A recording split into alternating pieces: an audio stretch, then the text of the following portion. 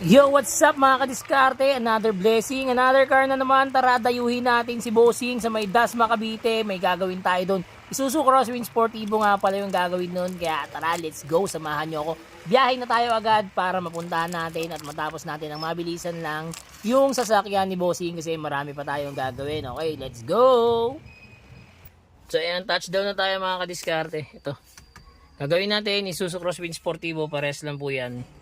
Ayan, papalitan natin siya Android head unit. Ito sira na daw po kasi. Ayan.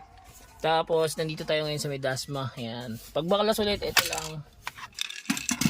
Tapos itong sunod na to. Itong isang to. Itong part na to. Ayan.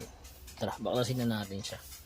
So ayan, tapos na tayo mag-install dito sa Dasma. Ito yung kinabit natin. 7 inches Android. Kasama pa rin sa package natin yung reverse camera. Ayan. Tapos, ito, meron na tong Apple CarPlay and Android Auto na tinatawag. Ito yun. Ayan, so pwede ka na mag-Waze, Netflix, YouTube, Spotify, Google Maps, pwede na po yan. Tapos, nag-avail din sa atin si Bossing nito. Ayan, front dashcam natin. Ito yan. Pag gusto nyo po siyang i-replay, ito. Ayan. Ito po yung mga playback nya. Ayan. Diyan nyo na po siya pwedeng ma-replay. Ayan.